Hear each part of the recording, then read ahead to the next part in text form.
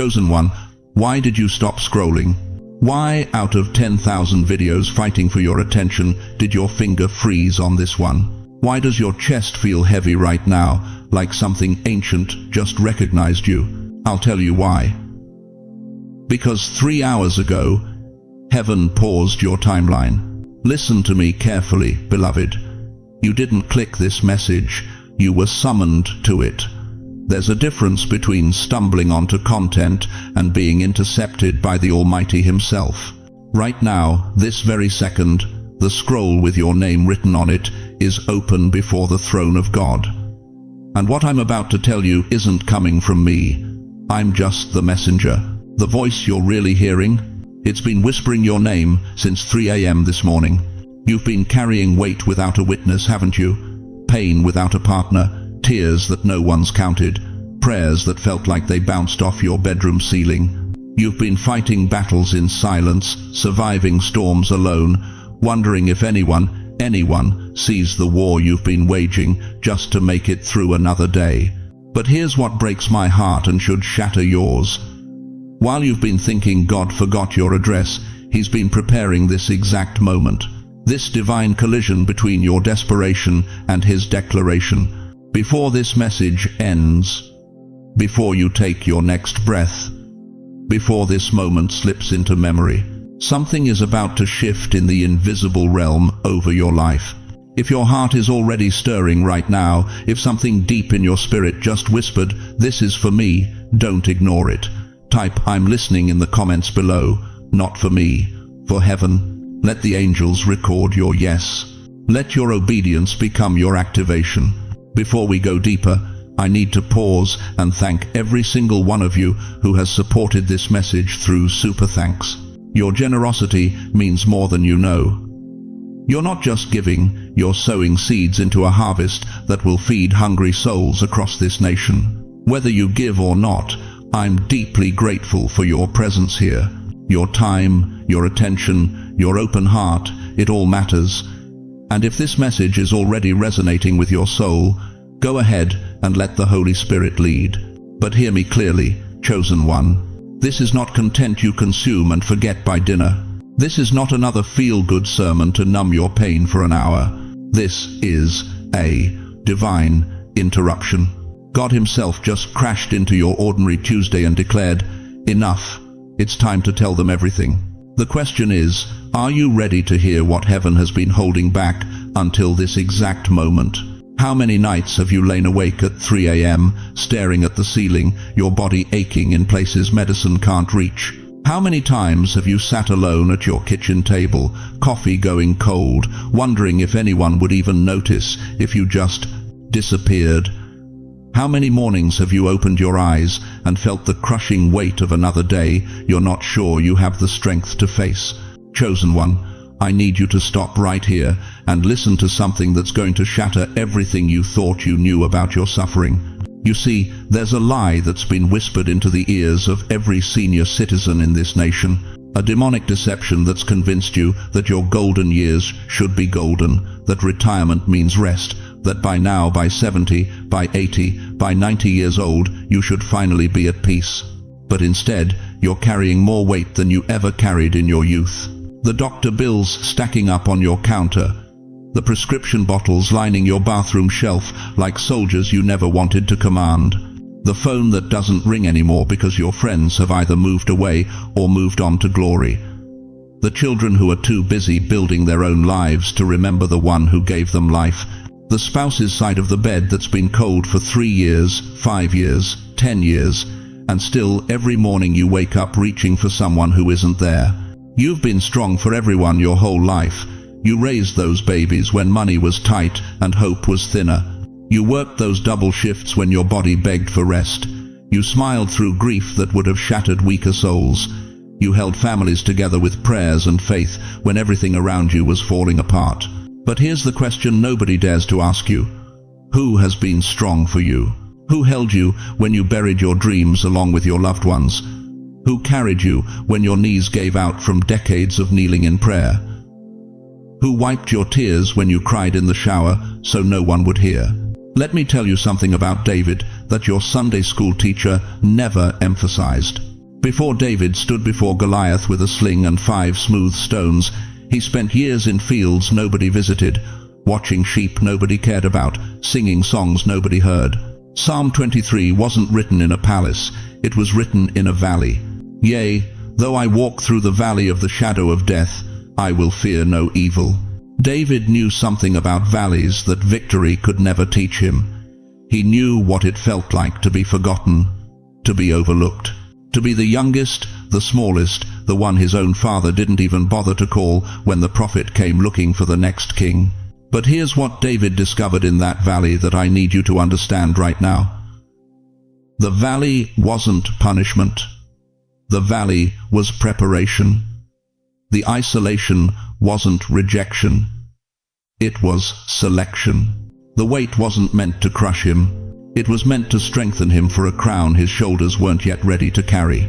And you, dear one, you've been walking through your own valley, the valley of aging in a culture that worships youth, the valley of loneliness in a world obsessed with crowds, the valley of financial fear when social security doesn't stretch as far as it used to, the valley of feeling invisible when society has decided you're no longer relevant.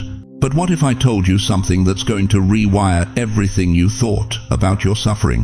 What if that weight on your chest, that heaviness you've been carrying, that burden that makes it hard to breathe some days, what if that wasn't life crushing you?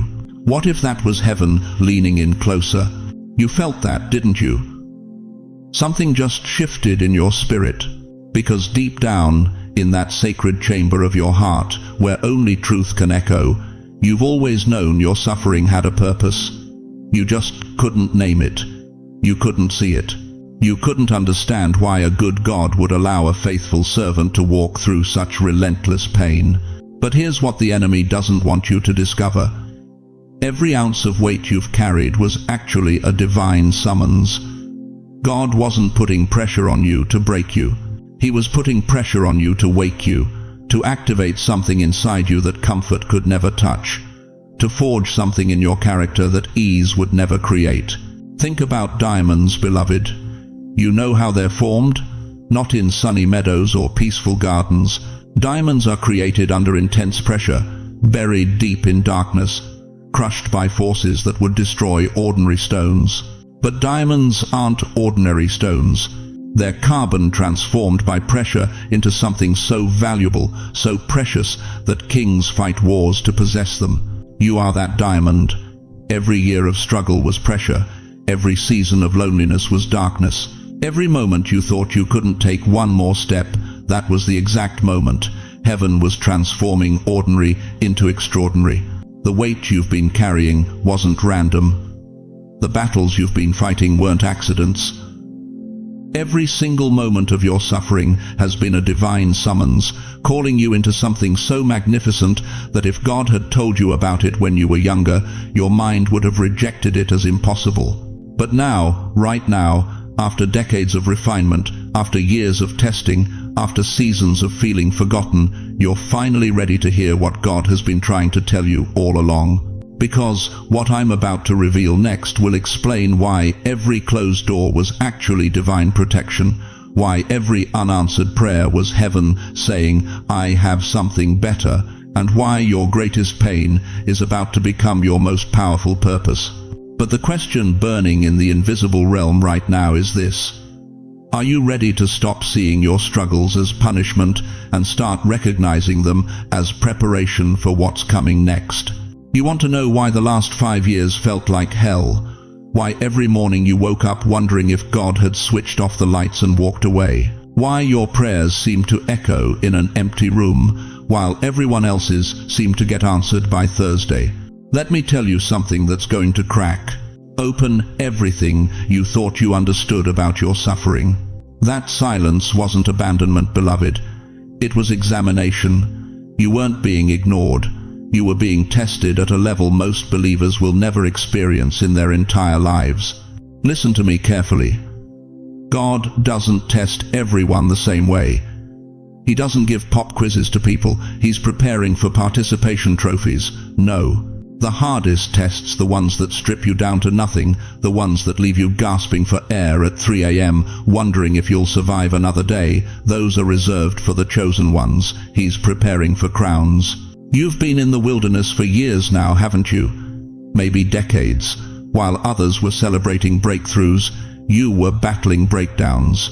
While they were posting victory photos, you were hiding tears behind bathroom doors. While they were claiming their blessings, you were clinging to your last thread of faith, wondering if you'd misheard God's voice all along. But here's what the enemy doesn't want you to discover. Every single moment of that silence was building something in you that comfort could never create. Every unanswered prayer was developing spiritual muscle that easy answers would have left weak. Every night you cried yourself to sleep.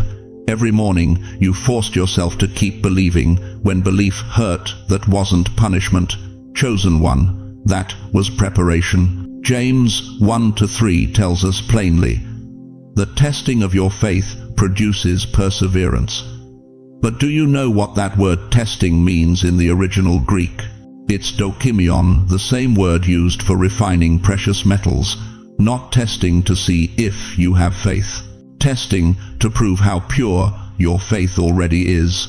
You weren't being graded, you were being refined. Think about this for a moment. You're the generation that carried America through World War II. You're the ones who rebuilt this nation from ashes. You survived the Depression, fought in Korea, Vietnam, watched Kennedy fall, buried Malcolm and Martin, weathered recession after recession, raised children through chaos this country had never seen. You didn't just survive history, you made it possible for the rest of us to have a future. And now, in your golden years, when the world expects you to fade quietly into retirement homes and Sunday afternoon naps, God is saying something that should shake you to your core. You were tested because I trusted you with more strength than you ever gave yourself credit for. Do you understand what that means? It means every closed door wasn't rejection, it was redirection towards something you weren't ready to handle yet. Every financial struggle wasn't evidence of God's absence, it was training in dependence that would qualify you for abundance you couldn't misuse. Every relationship that fell apart wasn't proof you were unlovable, it was protection from settling for less than the divine connections God had already ordained. You thought you were barely surviving, but heaven was watching you pass tests that would have destroyed weaker souls. Moses spent 40 years in the wilderness before God called him to deliver a nation. 40 years. Can you imagine feeling like your best days were behind you, like you'd wasted half your life tending sheep when you were born for something greater? But here's the mystery. Those 40 years weren't wasted. They were the test. And when Moses stood before that burning bush at 80 years old, he wasn't too old. He was finally ready. David ran through caves, hunted like an animal, abandoned by everyone who should have protected him. For years, he carried the anointing of a king while living like a fugitive. But 1 Samuel 24-10 shows us something stunning. When David had the chance to kill Saul, when he could have ended his suffering with one strike, he refused. He passed the test of mercy when vengeance was justified. And that's when God knew, this man can be trusted with a kingdom. What test have you been passing without even realizing it? What has your endurance through loneliness been proving to heaven? What has your faith during unanswered prayers been demonstrating to the angels who've been watching your journey? You've been standing when you should have fallen. You've been believing when logic said quit. You've been worshipping in the valley when praise made no earthly sense. And every single moment of that faithfulness has been recorded in heaven's archives as evidence that you can be trusted with what's coming next. If you know in the depths of your spirit that this season has been a test, I need you to do something right now. Type these 3 words in the comments. I'm still standing. Don't just read them, declare them. Let the heavens see your endurance. Let hell know that everything thrown at you failed to take you out. Because, beloved, here's the truth that's about to change everything. This test wasn't set to break you. It was set to crown you. And the same God who's been watching you survive in silence is about to speak over your life in ways that will leave the world speechless. But before he crowns you publicly, I need you to understand something about the weight you've been carrying and why only you could carry it. You want to know why God went quiet, don't you? Why your prayers stopped getting answered the way they used to? Why the heavens feel like brass? Why you can cry out at 3 a.m. and hear nothing but the hum of your refrigerator and the echo of your own desperation? Let me tell you something that's going to shift everything you thought you knew about God's silence. Silence is not the absence of God. Silence is the presence of God without the noise. I know that sounds impossible right now. I know you've spent the last 5 years, maybe 10 years, maybe your entire adult life wondering if God moved to a different address and forgot to tell you. You've watched younger people get their miracles on Instagram while you're still waiting for a phone call that never comes. You've seen families restored while yours scattered to 3 different time zones. You've heard testimonies of financial breakthroughs while you're still choosing between medication and groceries. And the silence? The silence has been deafening. But beloved, what if I told you that God's silence isn't rejection, it's strategy? What if the quiet wasn't abandonment, but assignment? What if he wasn't ignoring you? He was preparing you for something so massive that it required you to be hidden first. Think about this. A seed makes no sound when it's growing underground. No applause, no announcement, no social media celebration.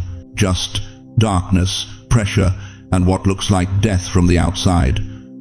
But what's really happening in that soil? Transformation, the shell is breaking, roots are reaching.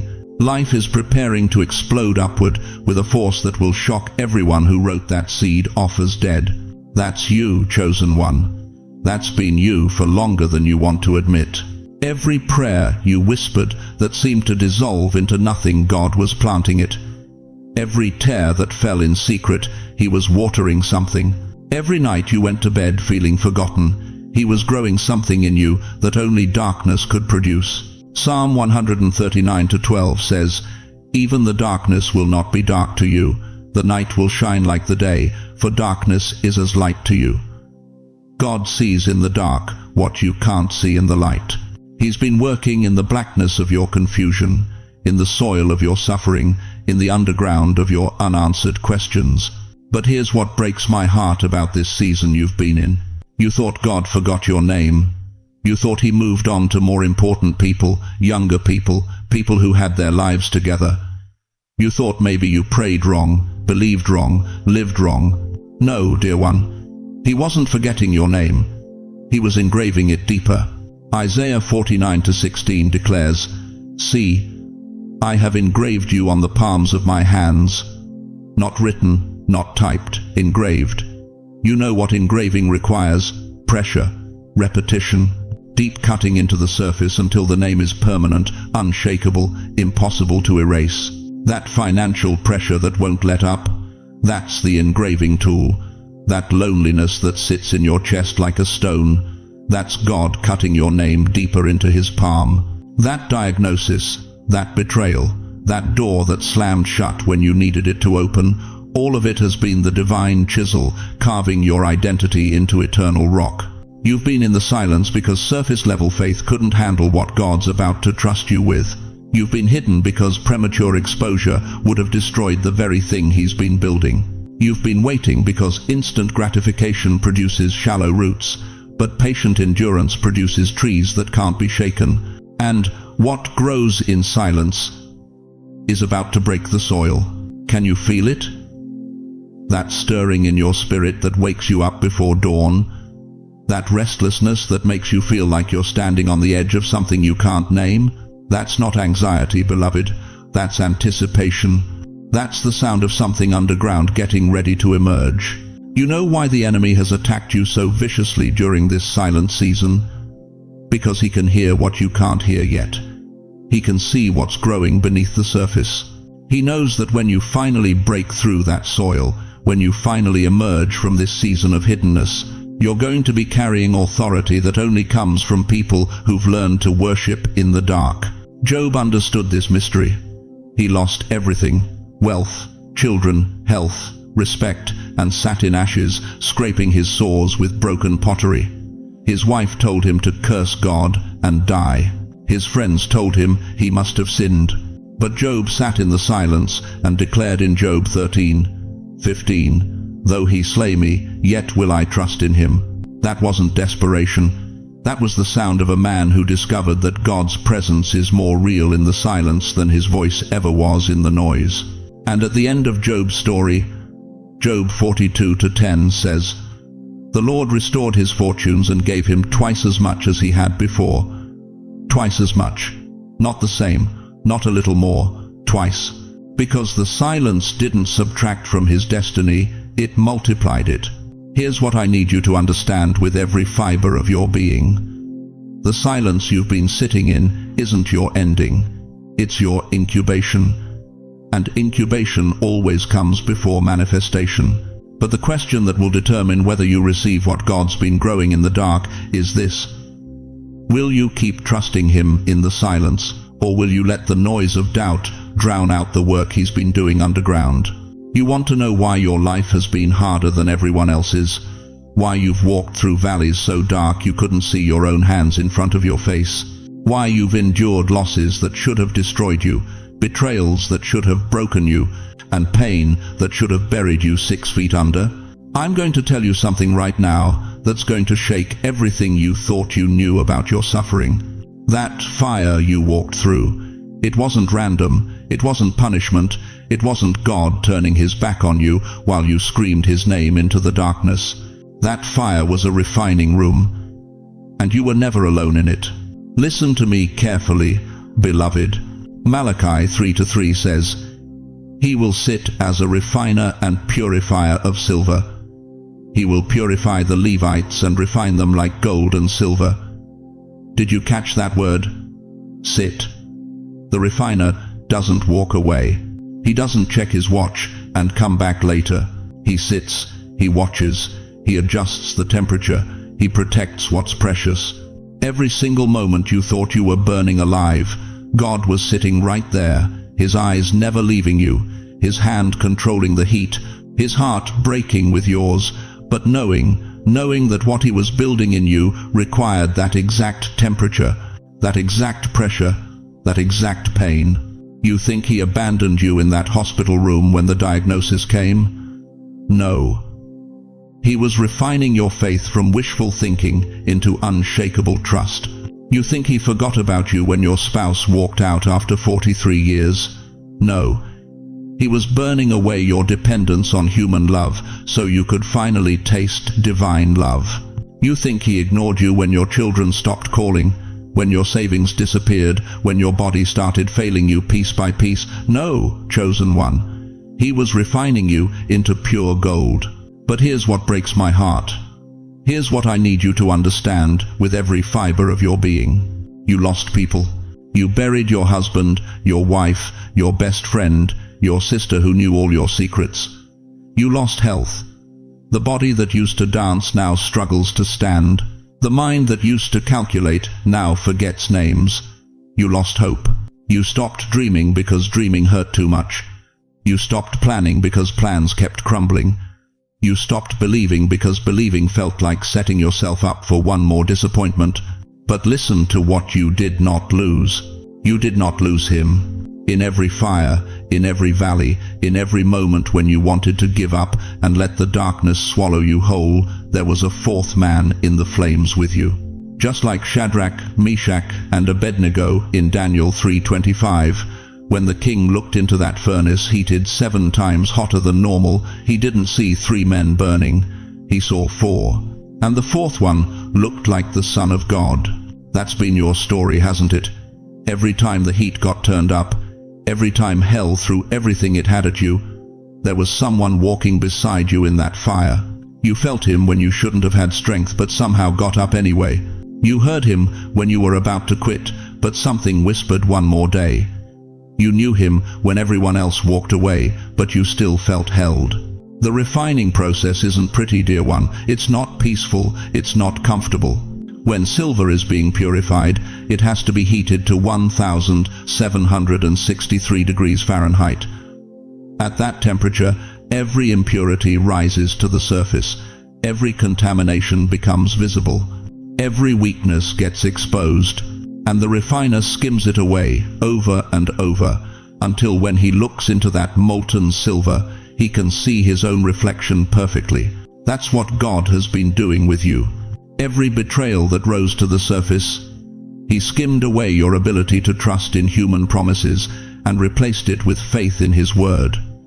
Every financial crisis that exposed your fear, he burned away your dependence on bank accounts and built your confidence in Jehovah Jireh. Every health scare that revealed your mortality, he was teaching you that your true life isn't measured in heartbeats, but in the eternal spirit he breathed into you. You are not being burned, chosen one. You are being brightened. Right now, as you sit there listening to my voice, you are more valuable than you've ever been in your entire life, not despite the fire because of it, not in spite of the pain through it. Every year you've survived, every tear you've cried, every night you didn't sleep, every morning you forced yourself to get up when staying down would have been easier. It's all been adding value, adding purity, adding glory to who you're becoming. 1 Peter 1-7 tells us that trials come so that the proven genuineness of your faith, of greater worth than gold, which perishes even though refined by fire, may result in praise, glory and honor when Jesus Christ is revealed. Your faith right now, at 70, at 80, at 90 years old, is worth more than all the gold in Fort Knox, because it's been proven, it's been tested, it's been refined by fires that would have destroyed lesser souls. But here's the revelation that should make you fall to your knees right now. The refiner only sits by the fire as long as there's work to be done. He only keeps watching as long as there's impurity to remove. He only maintains the heat as long as there's glory left to reveal. And beloved, if you're still in the fire, if you're still feeling the heat, if you're still going through the refining process, that means God's not done with you yet. That means there's still more glory to be revealed. That means your greatest chapter hasn't been written, it's being forged right now in the flames you're walking through. The fire didn't destroy you, it defined you. It didn't end your story, it authored your authority. It didn't kill your purpose, it activated your power.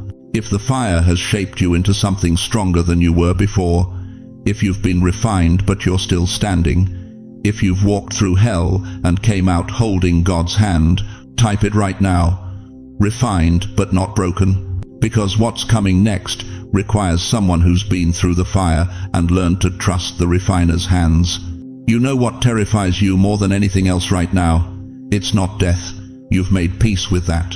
You've buried enough friends to know where you're headed. What terrifies you is the possibility that you might die with your assignment still locked inside you. Let me ask you something that's going to cut deep. What if the reason you can't find peace in your retirement isn't because something's wrong with you, but because God never called you to retire? What if that restlessness keeping you awake at night, that feeling that there's still something more, that ache in your chest when you see the world falling apart, what if that's not anxiety? What if that's your calling knocking on the door of your comfortable life, begging you to let it out before it's too late? I'm talking to the 70-year-old grandmother who raised 5 children, worked 40 years at the hospital, and now sits in a quiet house wondering, God, was that it? Was that all you had for me? I'm talking to the 82-year-old grandfather who built a business, provided for generations, but feels like he's been put out to pasture when his spirit is still on fire. I'm talking to every single person watching this who thought their season of significance was over, only to feel God stirring something they can't ignore anymore. Here's the truth nobody wants to tell you.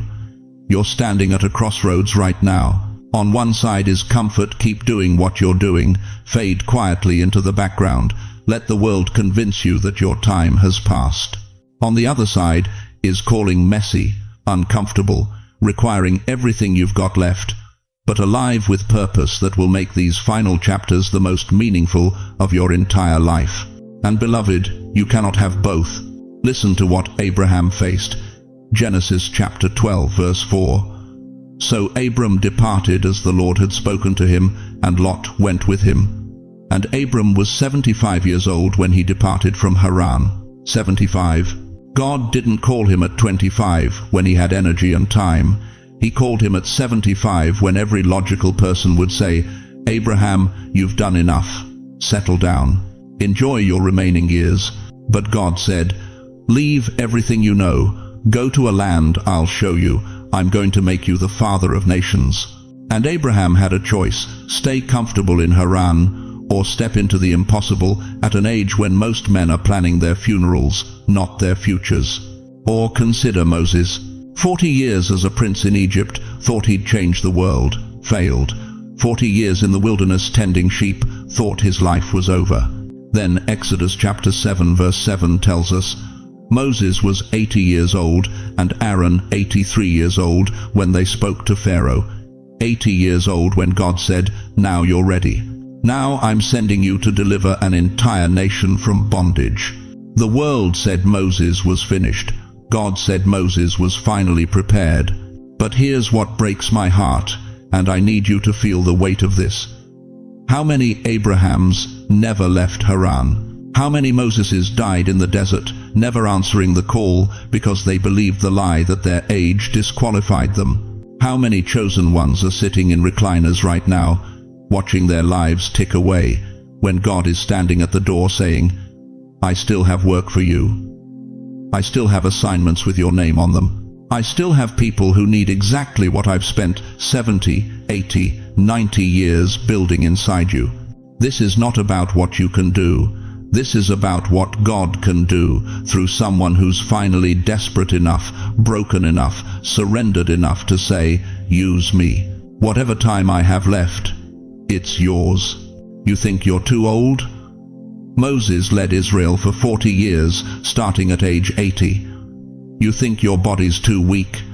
Sarah's womb was dead at 90, but she birthed nations. You think you've made too many mistakes?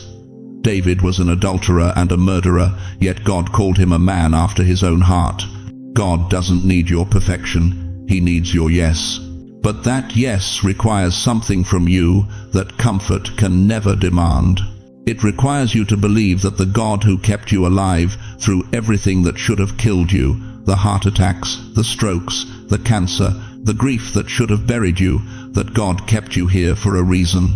Not to simply exist, but to explode with purpose in your final act. There's a next chapter with your name on it. I can feel it in my spirit right now as I'm speaking to you. God has been writing it in the heavenly realms while you've been sitting there thinking your story was over. But it requires one thing from you that will cost you everything comfortable and give you everything meaningful. It requires your absolute, unconditional, no turning back yes. Not yes, but let me see how I feel tomorrow. Not yes, if my kids approve. Not yes, when my health gets better. Just yes. The same yes Abraham spoke at 75. The same yes Moses spoke at 80. The same yes Mary spoke when an angel told her something impossible was about to happen through her. God says, "Give me your yes, raw, honest, surrendered." God, I don't know how much time I have left, but whatever it is, it's yours. I don't know if I'm strong enough, but I'm available enough. I don't know if I can do it, but I know you can do it through me. If your spirit is screaming yes right now, if something inside you is burning that cannot be contained anymore, don't you dare let this moment pass. Whisper it. Say it out loud where you're sitting, "Yes, Lord." Because what I'm about to reveal next will show you exactly what God does with a yes from a seasoned saint who's ready to burn bright one final time. You want to know why you're still here? You want to know why, after everything hell threw at you, you're still breathing, still believing, still standing, when others who seemed stronger didn't make it? Let me tell you something that's going to shake you to your core, beloved. Your survival wasn't luck. It wasn't coincidence. It wasn't even your own strength, though I know you've been telling yourself that lie for years because you're too humble to believe the truth. You are alive today because heaven assigned warriors to your journey. I'm talking about angels, chosen one. Not the chubby babies with harps that Hallmark puts on Valentine's cards. I'm talking about warriors of fire, soldiers of light, beings so powerful that when one angel appeared to the guards at Jesus' tomb, Grown men fell like dead men. Matthew 28:4 tells us the guards were so afraid of him that they shook and became like dead men. That kind of angel, that kind of power, that kind of protection. And you've had them walking with you your entire life. Think back to that car accident in 1987. You know the one I'm talking about. The one where the police officer looked at the wreckage and said, "I don't know how you walked away from this." You remember what you felt in that moment, don't you?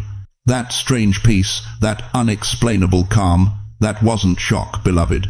That was the presence of your guardian standing in the twisted metal with you, his hand on your shoulder, whispering, "Not today, not yet. Their assignment isn't complete." Or that night, you know which night I mean, when you stood at the edge of giving up entirely. The pills were in your hand, the note was written, your mind had made the decision, but something stopped you. You've told people it was your own willpower, your own strength, but deep down you know better. Deep down you felt someone else in that room with you, didn't you? You felt a presence so strong, so undeniable, that your hand couldn't move. That was your angel, beloved, standing between you and the destruction meant for you. Psalm 91:11-1-2 declares with thunder, "For he will command his angels concerning you to guard you in all your ways. They will lift you up in their hands, so that you will not strike your foot against a stone." But let me tell you what that really means. It means there were battles you didn't see because angels stood between you and the harm meant for you. It means there were demons assigned to your destruction that never reached you because heaven's warriors intercepted them in the invisible realm. You thought you were fighting alone, but you were never alone. Every close call, every near miss, every moment when everything should have fallen apart but somehow held together, that was angelic intervention, chosen one. Your life has been escorted by unseen hands since the day you took your first breath. But here's what's going to wreck you. Those angels didn't just protect you from physical harm, they protected your calling. They guarded your destiny. They fought off spiritual attacks that would have destroyed your faith, your hope, your very belief in God's goodness. Remember that betrayal that should have made you bitter, but somehow you came out with a softer heart. That was angelic ministry. That diagnosis that should have filled you with fear, but instead deepened your trust in God. That was heaven's warriors pouring courage into your spirit while you slept. That financial crisis that should have destroyed your faith, but instead taught you that God provides. That was angels working behind the scenes, moving pieces on a chessboard you couldn't see. Daniel knew this reality. When he was thrown into the lion's den for refusing to stop praying, what happened? Daniel 6:22 records his testimony. "My God sent his angel, and he shut the mouths of the lions. They have not hurt me." The lions didn't suddenly become vegetarians. Their nature didn't change. But an angel more powerful than their hunger stood in that den and said, "You will not touch this one." How many lions in your life have had their mouths shut? How many threats that roared in your direction never reached you? How many enemies that plotted your downfall tripped over their own schemes? That wasn't karma, beloved. That was angelic assignment. You're sitting there right now, 70, 80, maybe 90 years old, and you're thinking about all the close calls, all the moments when you should have died but didn't, all the times when everything pointed toward disaster but deliverance came instead. All those moments you chalked up to chance or luck or good timing. But there are no coincidences in the kingdom of God. There are only divine appointments and angelic interventions. Hebrews 1:14 asks a question that should stop you in your tracks. Are not all angels ministering spirits sent to serve those who will inherit salvation, sent to serve you? Not because you're perfect, not because you've earned it, but because you're chosen, because you're an heir, because your life matters to heaven in ways you're just beginning to understand. And here's the revelation that's about to break open your understanding. Those angels are still with you, right now, this very moment. They didn't leave when you got older. They didn't retire when you did. They didn't clock out when your hair turned gray. In fact, beloved, their assignment is intensifying. Because the closer you get to your final chapter on earth, the more valuable you become to heaven's purposes. The enemy knows this. That's why the attacks have been so fierce in recent years. That's why you felt the spiritual pressure mounting. That's why the warfare seems more intense now than it did in your youth. But for every demon assigned to your destruction, God has assigned angels to your protection. And heaven's warriors are more powerful, more strategic, more relentless than anything hell can throw at you. You are alive today because heaven refused to let you fall. Every morning you wake up is proof that your assignment isn't complete. Every breath in your lungs is evidence that angels are still on duty. Every beat of your heart is a reminder that the God who started a good work in you will be faithful to complete it. If you believe angels have walked with you, if you recognize their hand in your survival type, protected in the comments right now, let heaven know you see them. Let the invisible realm know you're grateful. Let your testimony become someone else's faith. Because, beloved, if angels have protected your past, what do you think they're preparing for your future? Dear one, I need you to stop right here and answer me honestly. There is a chapter of your life you thought was closed, but God kept the page open. You know exactly which one I'm talking about, don't you? That dream you buried when your spouse died. That calling you surrendered when the kids needed you more. That fire in your chest that you extinguished yourself because everyone told you it was too late, too foolish, too impossible for someone your age. You closed that book. You filed it away. You told yourself it was time to be practical, time to settle, time to accept that some stories just don't get their endings. But here's what's going to wreck you tonight. God never signed off on that conclusion. While you were closing chapters, the author of your life was still writing. While you were accepting defeat, heaven was recording victory. While you were whispering it's over, the Almighty was thundering not yet.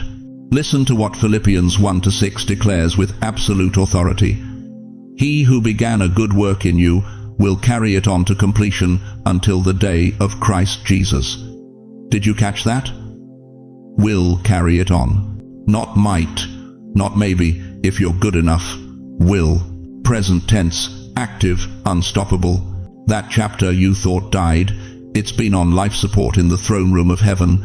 And tonight, God is pulling the breathing tube out because what He revives doesn't need assistance anymore.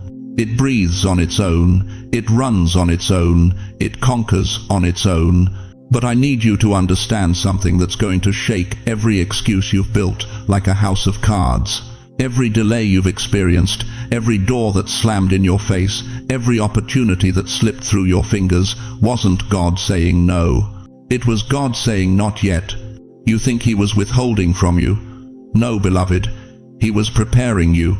Abraham waited 25 years for Isaac. Moses spent 40 years in the wilderness before the burning bush.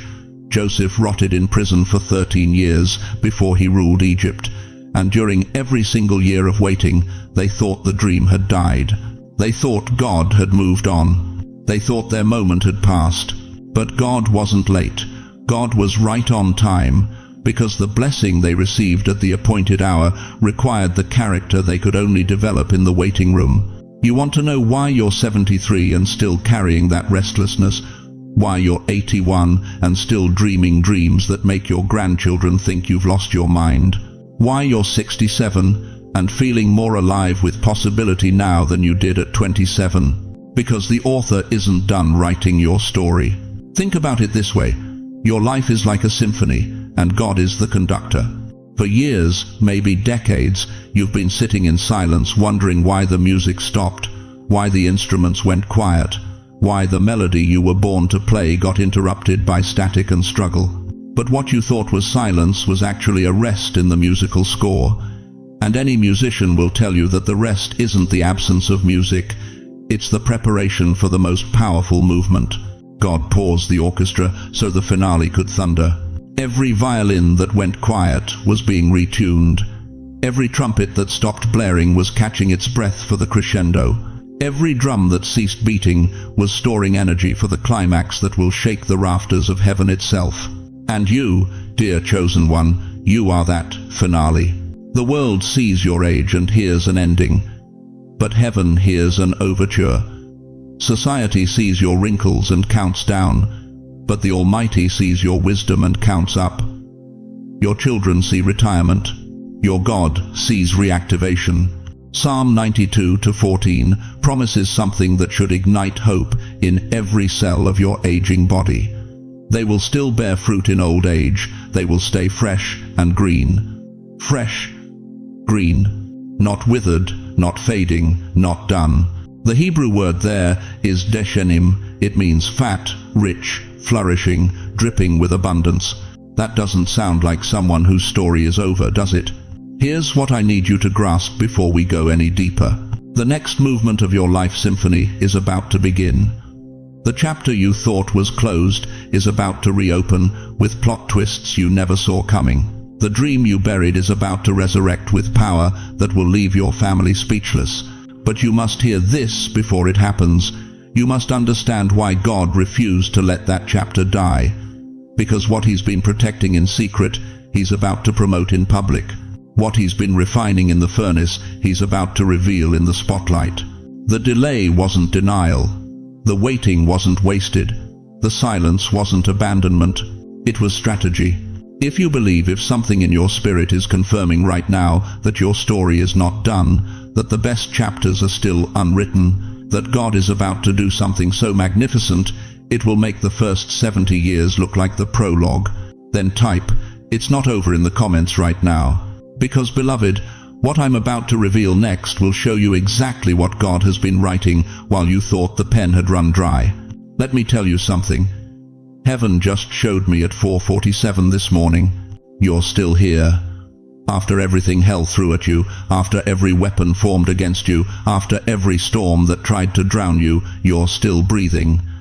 And beloved, that's not luck. That's not coincidence. That's not just good genetics or positive thinking or sheer willpower. That's divine preservation. Listen to me carefully, chosen one. You outlived the heartbreak that should have destroyed you, the one that left you staring at empty chairs around your dinner table, wondering how you'd ever smile again. You outlived the betrayal when the people you trusted most looked you in the eye and stabbed you in the back. You outlived the diagnosis the doctor said would take you out in 6 months, but here you are 5 years later. You outlived the financial collapse that left you eating beans from a can, wondering if God even remembered your address. You outlived the loss of your spouse, the one you thought you'd never survive without. You outlived seasons the enemy thought would bury you 6 feet under. But you didn't just survive, did you? You're still standing, still praying, still believing, still fighting. And do you know why? Because you are carrying something hell cannot kill. The devil has tried everything in his arsenal to take you out. He sent depression so dark you couldn't see your hand in front of your face. He sent loneliness so deep it felt like drowning in an empty ocean. He sent poverty so crushing you wondered if you'd die homeless and forgotten. He sent sickness to your body, chaos to your mind, and warfare to your spirit. He mobilized principalities and powers, set ambushes at every corner, orchestrated betrayals from your own bloodline. But every weapon failed, every trap missed, every scheme backfired. Why? Because the very thing the enemy has been trying to destroy is the very thing God has been protecting with supernatural force. You think you've been fighting to survive? No, beloved. God has been fighting to preserve what He planted in you before the foundation of the world. Think about Shadrach, Meshach, and Abednego in that furnace heated 7 times hotter than normal. Daniel chapter 3 tells us the fire was so intense it killed the soldiers who threw them in. But those 3 Hebrew boys, they walked around in the flames like it was a spring morning in Central Park. And when King Nebuchadnezzar looked into that furnace, he didn't see 3 men, he saw 4. The 4th one looked like the Son of God. That's you, chosen one. You've been in the furnace, but you weren't alone. While you thought God abandoned you, He was walking beside you in the fire. The flames couldn't touch you because what you carry is fireproof. Look at Daniel in the lion's den. 85 years old, thrown to hungry lions because his prayers threatened the kingdom. Chapter 6 says those lions should have torn him apart. But when the king came running at dawn, Daniel was sitting there calm as Sunday morning. Why? Because when you carry divine assignment, even predators recognize the presence of God on your life. You've been in your own lion's den, haven't you? Surrounded by people who wanted to devour your dreams, your faith, your very existence. But something about you made them back off. Something they couldn't explain. That something was the angel God sent to shut their mouths. Consider the Apostle Paul. Acts chapter 27 records how he was on a ship headed to Rome when a violent storm hit. For 14 days they saw neither sun nor stars. The sailors gave up hope. They were certain death had come. But Paul stood up and declared, "Not one of you will lose a single hair from your head." And beloved, that ship broke into pieces, but all 276 people survived by clinging to the wreckage. You are Paul on that ship. Your life has been shattered into pieces more times than you can count. But every single time you grabbed hold of something, a promise, a prayer, a whisper from God, and you made it to shore. Do you understand what I'm telling you? Your survival wasn't random. Your endurance wasn't willpower. Your ability to keep going when everything in you wanted to quit is supernatural evidence that you are carrying something the kingdom of darkness is terrified of. The reason you survived what should have broken you is because God has been preserving you for a purpose so significant, so earth-shaking, so eternity-altering, that hell itself has been working overtime, trying to stop you before you step into it. You weren't preserved to just exist, beloved. You were preserved to explode with kingdom power in your final act. You weren't saved from death to live small. You were saved from death to demonstrate that the same God who raised Jesus from the grave still has his hand on his chosen ones. If you know in the deepest part of your spirit that God preserved you for purpose, that every survival was strategic, that you're still here because heaven's not done with you yet, write one word in the comments right now: preserved. Because what I'm about to reveal next will explain exactly what you've been carrying that made hell so desperate to destroy you. Last night, while you were sleeping, heaven wasn't. While your body rested in that bed, while your mind finally surrendered to exhaustion after another long day of carrying burdens nobody sees, the throne room of the Almighty was alive with activity. Golden light poured through chambers older than time itself. Scrolls glowed with names written in ink that never fades. And angels, mighty, terrible, beautiful beings, were presenting reports. Your name was mentioned. I need you to understand something that's going to shake you to your core, beloved. Heaven doesn't operate on your schedule. While you're wondering if God even remembers you exist, celestial councils are convening about your situation. While you're questioning if your prayers are bouncing off the ceiling, your file is being reviewed before the throne of the Most High. Listen to what happened last night. Heaven reviewed your faith. Not the faith you show on Sunday mornings when you're sitting in that pew with your Bible open. No, they reviewed the faith you exercised at 2 a.m. when the medical bills were stacked on your kitchen table and you whispered, "God, I don't know how, but I still trust you."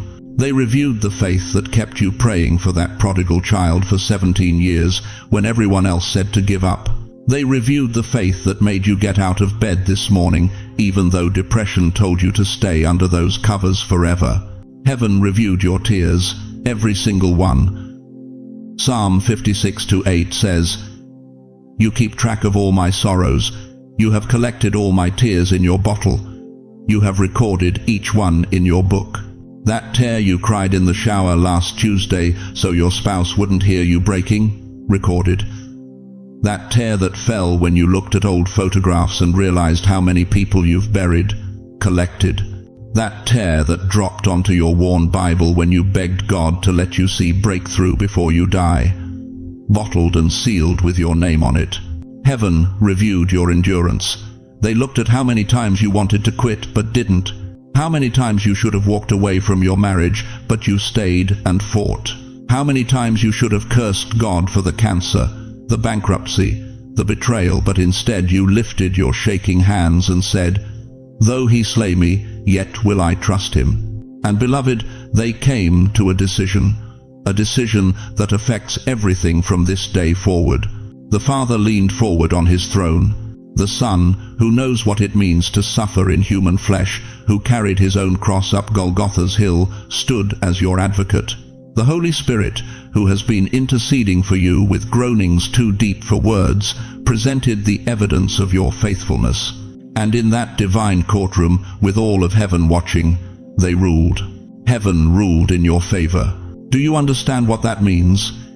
It means the case against you has been dismissed. The enemy's accusations, all those whispers that you're too old, too broken, too far gone, too forgotten, they were thrown out of court. The charges of unworthiness, overruled. The claims that you've missed your season, denied. The allegations that God has moved on without you, rejected with prejudice. Romans 8:31 thunders this truth. If God is for us, who can be against us? You've been trying to fight this battle on your own strength, wondering why doors keep slamming shut, why breakthrough seems just out of reach. But what if I told you that every delay was heaven's legal team building your case? Right now, execution orders are being written in the courts of heaven. Angels are being dispatched with scrolls that have your name on them. Provision that's been held in escrow is being released. Healing that's been in the pipeline is being delivered. Relationships that seem dead are being resurrected. Dreams you buried are being exhumed and breathed upon by the Spirit of the living God. But here's what's going to separate those who receive this from those who reject it. Here's what's going to determine whether this word activates in your life or dies in your doubt. You have to align your mouth with heaven's verdict. When the enemy whispers, "You're forgotten," you have to declare, "Heaven ruled in my favor." When circumstances scream, "It's over," you have to prophesy, "Heaven ruled in my favor." When your bank account, your medical report, your family situation tries to write you off, you stand on your 80-year-old knees if you have to, and you roar, "Heaven ruled in my favor." If your spirit receives this, if something deep in your soul just leaped at these words, don't let this moment pass. Type "I receive it" in the comments right now, not tomorrow, not when you feel more spiritual, right now. Because your declaration on earth activates heaven's decision over your life. But the question burning in the throne room right now is this: will you believe heaven's verdict, or will you keep believing the lies that have kept you bound? This next part is not to scare you, beloved, but to prepare you. Because what I'm about to reveal will explain every inexplicable setback, every mysterious delay, every door that slammed shut just when breakthrough seemed within reach. You've been blaming yourself, haven't you? Thinking you weren't good enough, smart enough, faithful enough.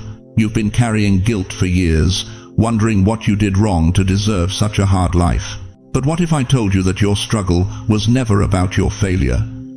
What if the real enemy has been hiding in plain sight this entire time? Listen carefully. Your opponent is not your ex-spouse who walked away. It's not your children who stopped calling.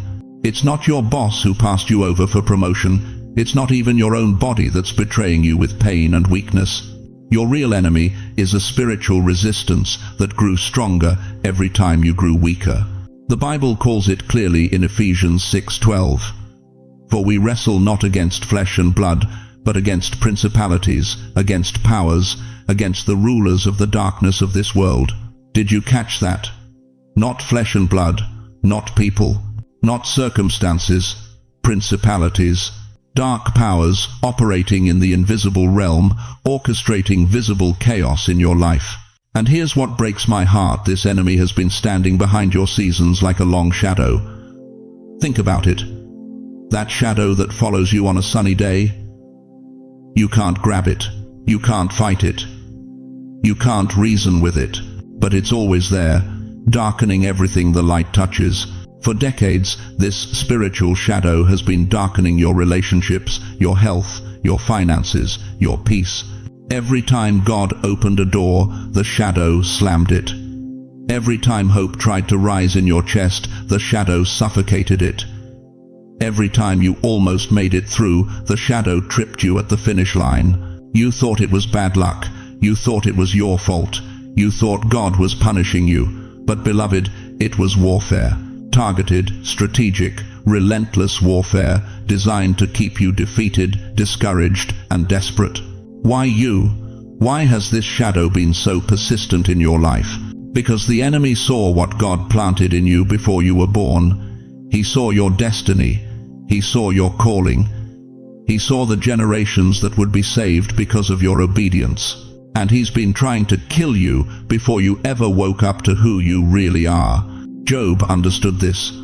The Bible says in Job 1-8, "The Lord said to Satan, 'Have you considered my servant Job? There is no one on earth like him.'" God himself pointed Job out. And what happened next? Satan unleashed hell, boils, bankruptcy, betrayal, death of his children.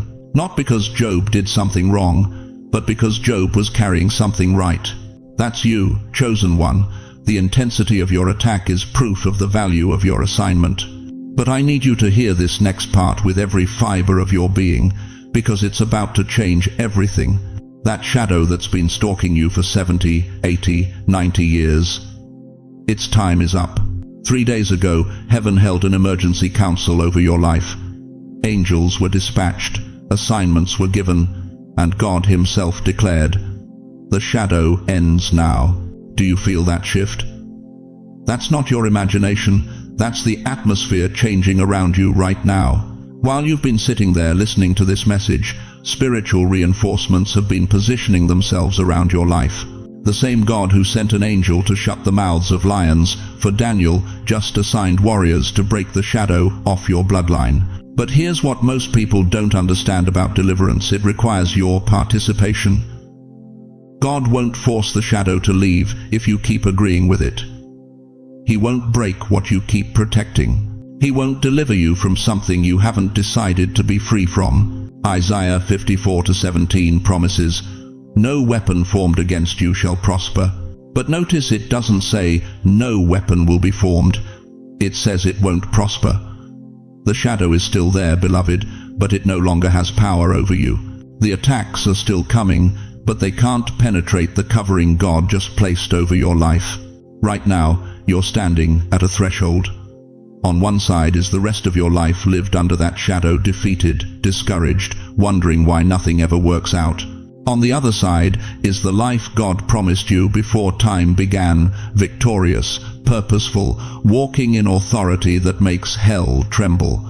The question that will determine everything is this: will you let this be the moment the shadow loses its grip? If you're ready, if something in your spirit is saying, "Enough is enough," then write these 4 words in the comments right now. The shadow ends now. Not as a wish, not as a hope, as a declaration of war against every force that's been stealing your peace, your health, your joy, your destiny. Because what I'm about to tell you next will reveal exactly how to walk out of this shadow and into the light God has been preparing for you all along.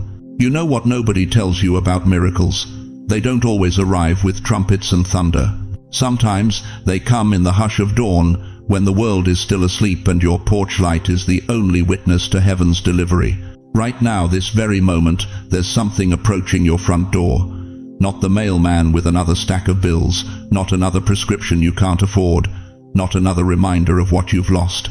This time, it's different. Picture this with me, beloved. It's 5:47 a.m. The sky over your neighborhood is breaking open with that particular shade of gold that only exists between night and morning. You know that color, don't you? That moment when darkness hasn't fully surrendered, but light is already declaring victory. Your porch, that same porch where you've sat alone countless evenings, watching neighbors come home to families while you return to an empty house, that porch is about to become holy ground.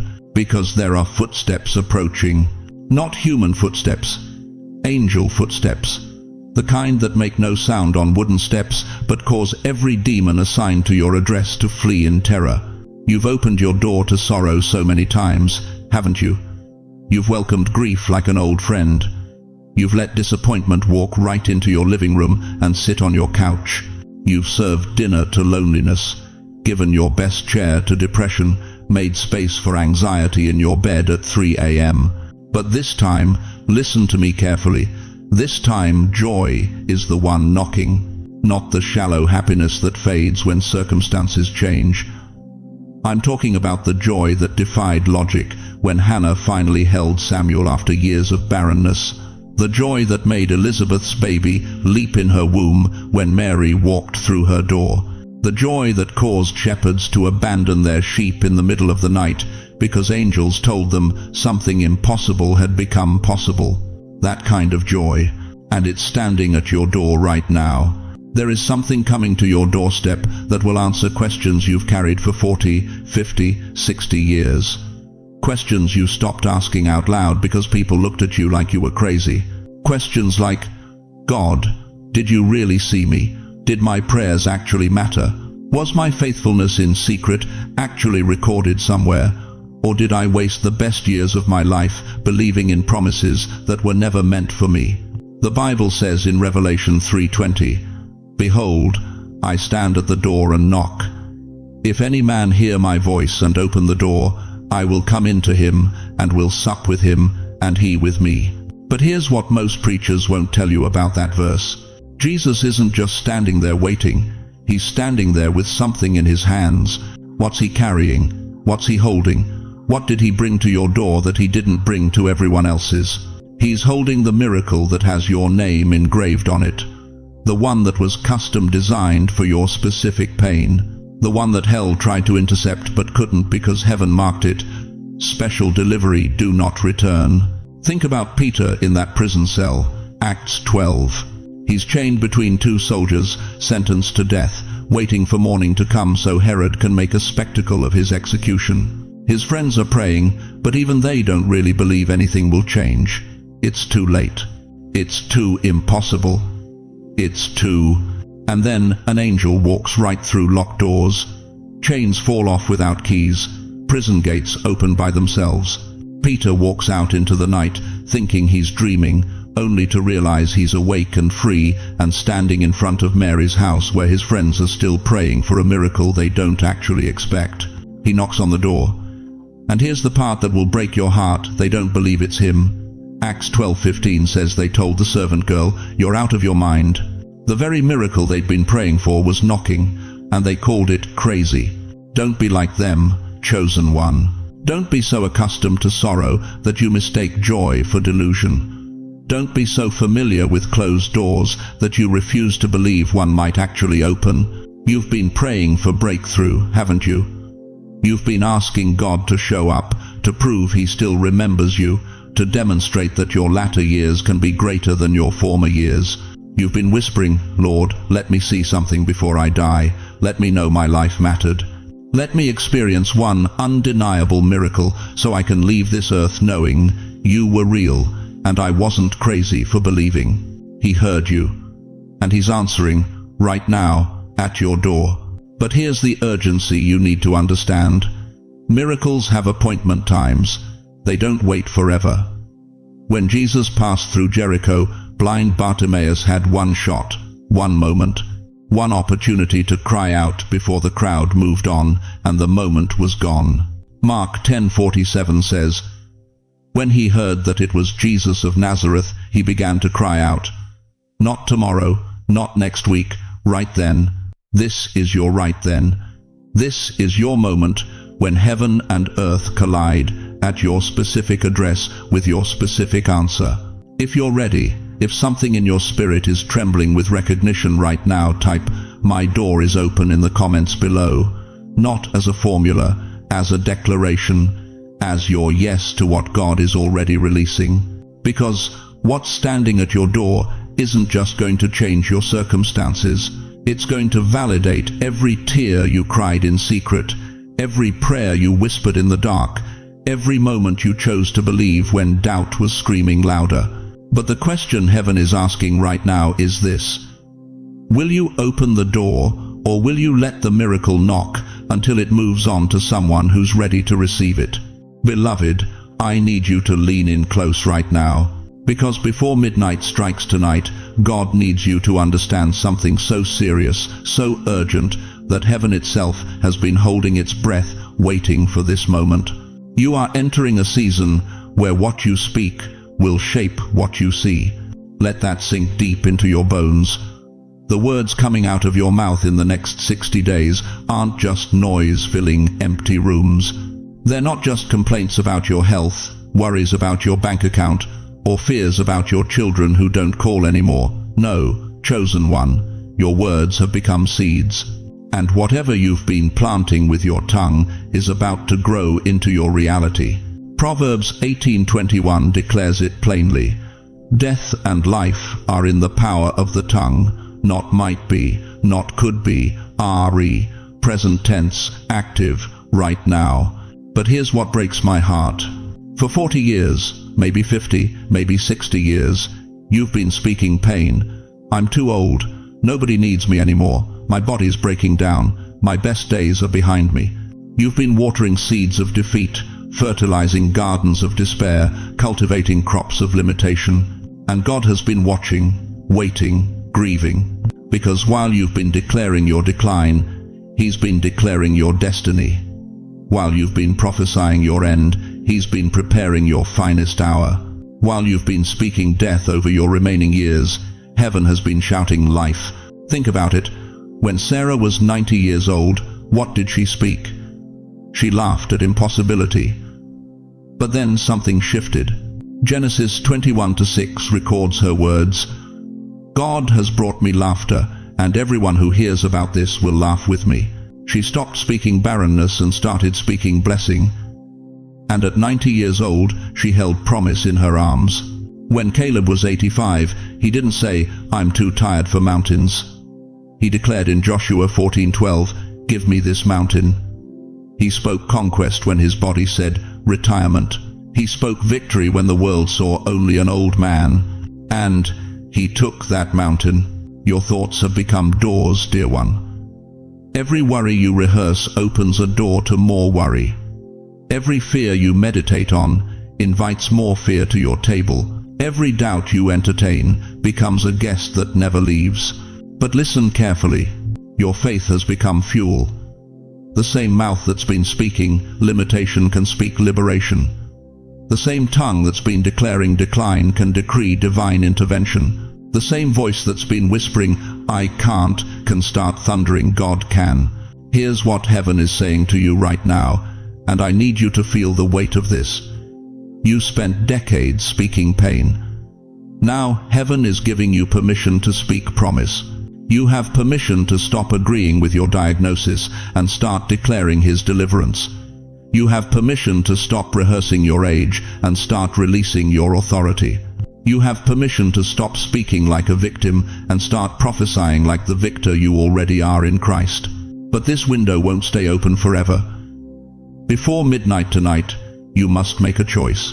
Will you let another day pass speaking death, or will you start speaking the life that's trying to break through? Your next years will not look like your last years. Say it with me. Your next years will not look like your last years.